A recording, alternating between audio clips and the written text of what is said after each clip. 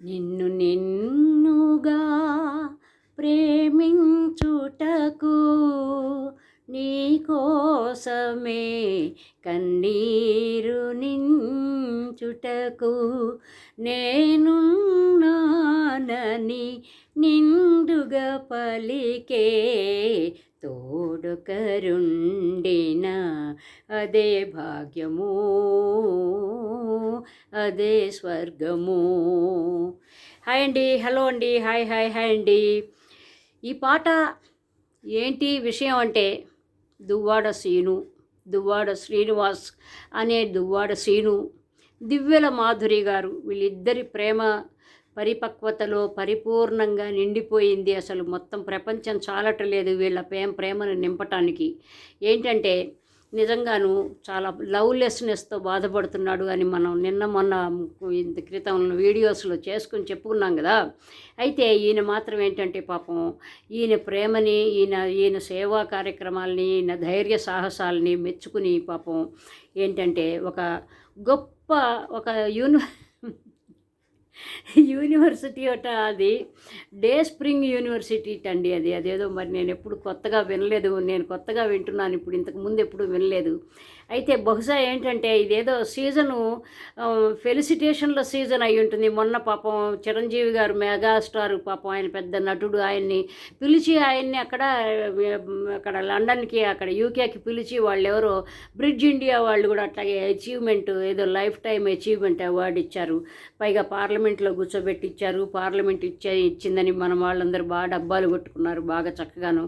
ఏదో యూకే గవర్నమెంటే ఇచ్చినట్టుగా. అట్లాగూ ఇప్పుడు యూనివర్సిటీ ఇప్పుడు ఈ నేపథ్యంలో ఏంటంటే ఈ ఫెలిసిటేషన్ల నేపథ్యంలో ఏమవుతున్నదంటే ఇప్పుడు దువ్వాడ శ్రీను గారు వంతయిందనమాట. అంటే మెగాస్టార్ గారికి మెగా లెవెల్లో యూకే పిలిచి చేశారు. అక్కడ ప్రైవేట్ సంస్థ వాళ్ళు అయినప్పటికీ కూడా, గవర్నమెంట్కి సంబంధం లేనిదైనా, ఇప్పుడు ఈయన మాత్రం ఒక చిన్నవాడు కాబట్టి దువ్వాడ శ్రీను ఏదో దువ్వుతూ ఉంటాడు కాబట్టి, అందరినీ దువ్వుతూ చక్కగా ప్రేమగాను అందరినీ పలకరిస్తూ ఉంటాడు కాబట్టి, ఈయన ఏం చేశారంటే చిన్న లెవెల్ వాళ్ళు ఏదో డే స్ప్రింగ్ వాళ్ళు ఏంటంటే పాపం ఇంతకీ చూస్తే ఏంటంటే వాళ్ళు సికింద్రాబాద్లో ఒక చిన్న రూమ్లో ఉంటారట. ఏదో నామకే వస్తే ఎక్కడో అక్కడ ఒక అడ్రస్ ఉండాలి కాబట్టి పాపం పెట్టుకున్నారు. అయితే పెట్టుకున్న తర్వాత ఏంటంటే మామూలుగా వాళ్ళ వెబ్సైట్ చూస్తే ఏంటంటే వాళ్ళది మాత్రం ఏదో బైబిల్కి సంబంధించింది ఏదో వాళ్ళు పాఠాలు చెప్తారట.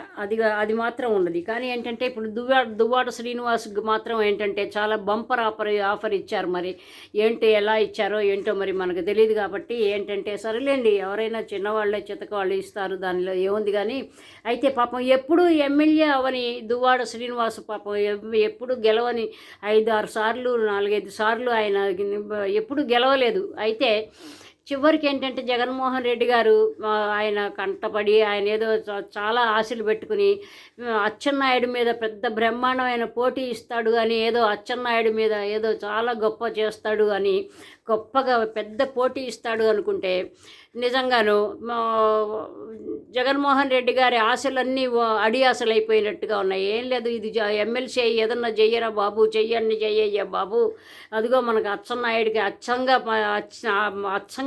ఒక బాణంలాగా తయారైపో అంటే ఏదో ఒక మన్మథ బాణంలాగా తయారయ్యి మాధురితో చట్టాపట్టాలు వేసుకుని తిరుగుతున్నాడు పాపం ఆయన. కానీ ఏంటంటే మరి పార్టీకి ఎంతవరకు ఈయన నష్టమా, మరి ఎంతవరకు అంటే పార్టీ వాళ్ళు ఎవరు కూడాను అసలు ఏమీ మాట్లాడటలేదు, ఆ విషయం ఏమి మాట్లాడటలేదు.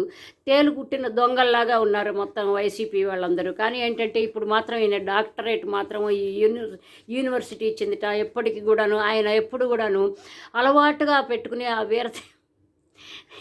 ఏమనుకోకండి నవ్వుతున్నానని, తిలకం పెట్టుకున్నాడు పాపం. కానీ ఏంటంటే అచ్చంగా ఎప్పుడు కాకుండా ఆయన తెల్ల దృష్టిలో మిలమిలలాడే తెల్ల వస్త్రాలతోనూ రకరకాల చక్కగా కనిపిస్తాడు. కానీ ఇక్కడ ఏంటంటే ఒక టోపీ పెట్టుకున్నాడు ఆయన, తర్వాత ఒక నల్లటి డ్రెస్ వేసుకున్నాడు.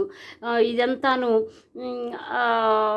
ఆనందాన్ని పంచుకోవటానికి తన వంతుగా ఆయన ప్రియ సఖి పాపం మాధురి గారు కూడా పాపం ఆయనతోనే ఉన్నాడు. ఎందుకంటే ఆయన కష్టంలోనూ సుఖంలోనూ రాత్రింబగళ్ళు పాలు పంచుకుంటున్నది పాపం ఈవిడ. కాబట్టి ఏంటంటే ఈవిడ కూడాను చక్కగా ఆవిడ అక్కడ అక్కడ ఏదైతే ఆ స్టేజ్ ఉందో ఆ డయాస్ ఉందో అది పంచుకున్నదనమాట. అది కానీ దువ్వాడ శ్రీనివాస్ మాత్రం పాపం ఆయన ఆ వీర తిలకంలో అసలు మెరిసిపోతున్నాడు అనమాట. ఆనందంలో ఈవిడ కూడా మెరిసిపోతున్నది. కాబట్టి ఏంటంటే వీళ్ళందరూ ఎవరెవరు ఎక్కడెక్కడి నుంచి వస్తూ ఉంటారో తెలియదు. యూనివర్సిటీ అంటారు, అదంటారు, ఇదంటారు. మరి బైబిల్ పాఠాలకి మరి డాక్టరేట్కి ఏమన్నా మరి సంబంధం ఉందో ఏంటో మరి మనకైతే తెలియదు. కానీ వాళ్ళకైతే వాళ్ళన్నీ ఆలోచించుకునే చేసినట్టున్నారు పాపం. కాబట్టి ఏంటంటే దువ్వాడ శ్రీనివాస్ మాత్రం ఇప్పుడు డాక్టర్ అని పెట్టుకోవచ్చో లేదో మరి మనకు తెలియదు. ఎందుకంటే పద్మశ్రీ పెట్టుకోకూడదు. అట్లాగే పద్మశ్రీ ప్రతి చోట ప్రతిదీ వాడుకోకూడదు.